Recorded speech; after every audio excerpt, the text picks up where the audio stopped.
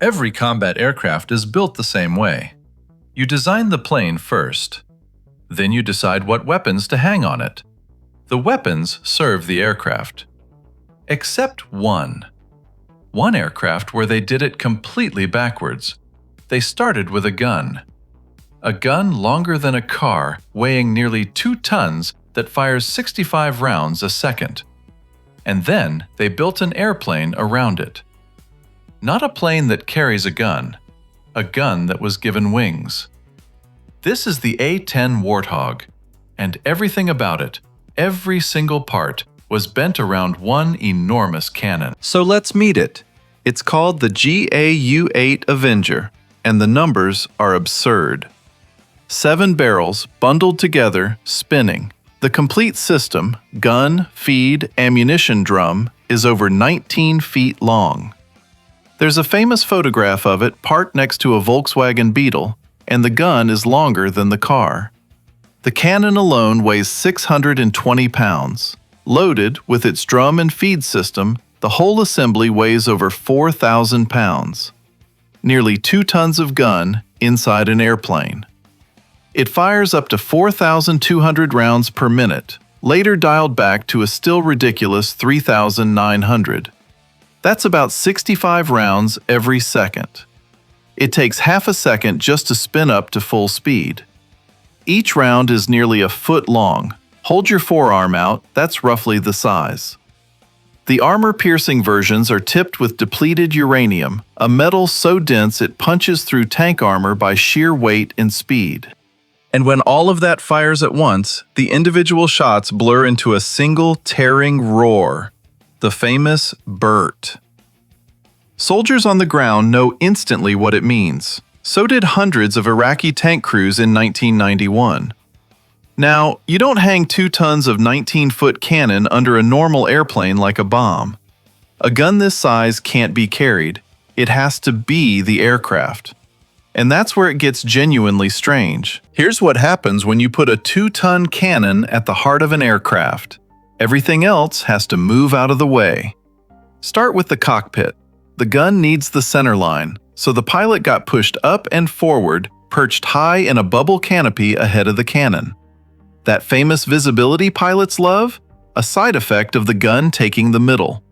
Then the landing gear. The nose wheel would normally sit dead center under the nose, but the gun is there, so the nose wheel was shoved off to the right side. The A-10 has an off-center nose wheel because a cannon took its parking spot. Now the strangest one. The gun itself isn't on the center line either. It's mounted slightly to the left. Why? Because only one barrel fires at a time, the one at the top of the rotating cluster. So they offset the entire gun so that the firing barrel lines up perfectly with the aircraft's center. If they hadn't, every burst would try to twist the plane sideways. And the engines. On the A-10, they're mounted high up on the rear fuselage near the tail, which looks unusual. Part of that is to keep them clear of debris on rough airstrips. And part is to keep them away from the cloud of gun gas the cannon produces, which can literally choke a jet engine and make it flame out. Cockpit, landing gear, gun position, engines. 4 fundamental decisions about this aircraft, and every one of them was made to serve the cannon. And once you build a plane around a gun this violent, you hit problems no other aircraft has. Here's the best one.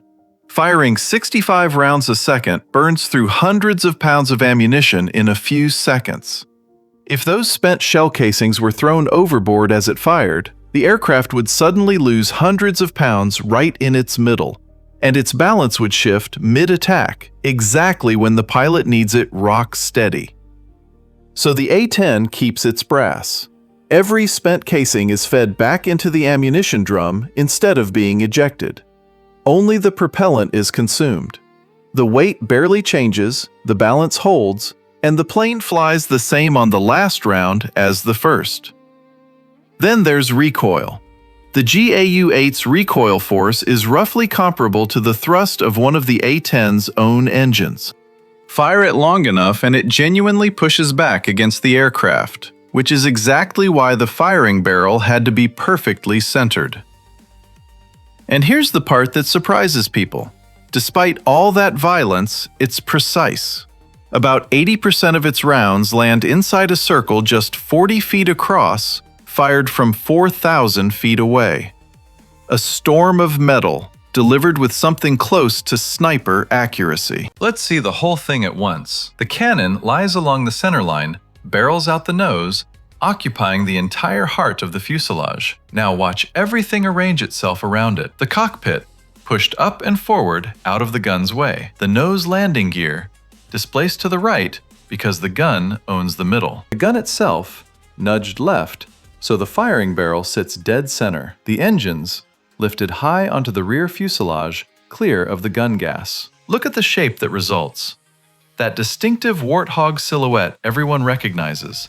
The high cockpit, the strange engine placement, the blunt nose.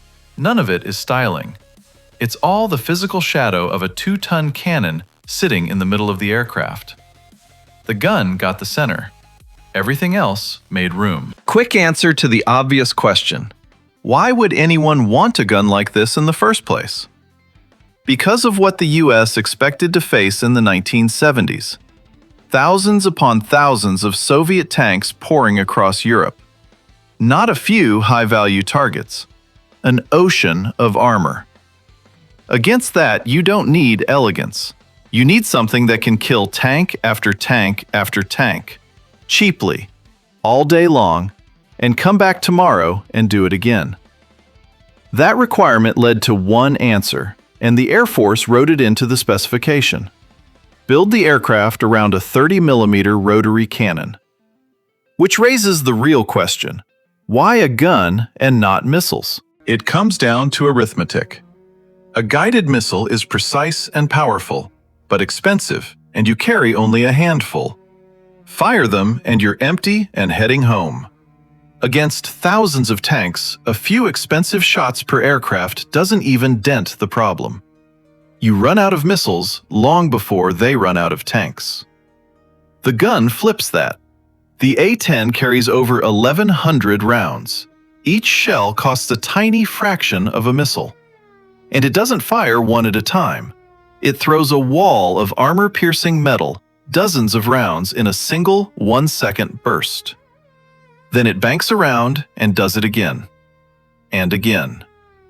One aircraft, many passes, many kills, at a cost per shot measured in dollars instead of tens of thousands. That's the whole logic. Against a few high-value targets, you want a precise, expensive missile. Against an ocean of tanks, you want cheap, endless, overwhelming volume. You want a gun. There's a second consequence of building around a gun. If you're going to fly low and slow to use it, you're going to get shot at constantly. So the A-10 was built to survive. The pilot sits inside a bathtub, literally a tub of titanium armor, hundreds of pounds of it, thick enough to stop armor-piercing rounds. A metal shell wrapped around a human being.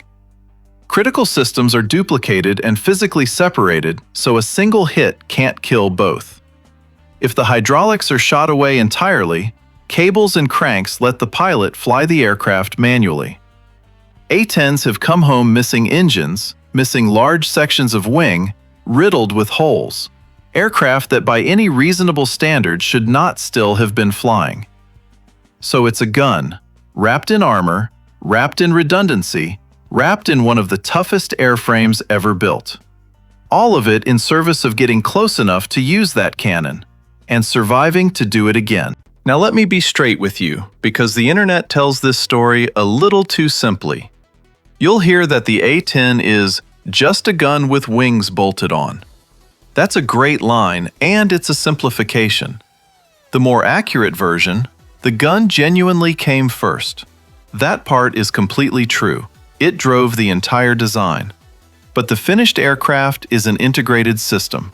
The cannon, the titanium armor, the redundancy, the low, slow, patient flying, all engineered to work as one thing. So the legend is right in spirit, even if it's loose on the details. This is the one aircraft where the weapon really did dictate the design. That's rare enough to be almost unique. and it's why nothing else in the sky feels quite like it. Ground troops adore this airplane. When soldiers are pinned down and they hear that sound overhead, they know help has arrived. Low, close, and personal in a way a bomb dropped from 6 miles up never feels. In the 1991 Gulf War, A-10s destroyed hundreds of Iraqi tanks and vehicles, but the Air Force has spent decades trying to retire it. The very things that make it great, flying low and slow, also make it vulnerable to modern air defenses that didn't exist when it was designed. Against a top-tier enemy with advanced missiles, critics argue a slow gunplane simply can't survive. So the Warthog sits right in the middle of a real argument about the future of air power. Reasonable people disagree, but whatever happens next, there has never been anything else like it, and there probably never will be. So, why did anyone build an entire aircraft around a single gun? Because the threat was an ocean of tanks, and the answer was a cannon big enough to kill them cheaply, over and over. 2 tons, 7 barrels, 65 rounds a second. And once they committed to that gun, there was no other way to build the plane. The cockpit moved for it. The nose wheel moved for it. The engines climbed the tail for it. The whole airframe wrapped itself in titanium so it could get close enough to use it. It's not a plane with a gun, it's a gun with wings. And that's exactly why they love it.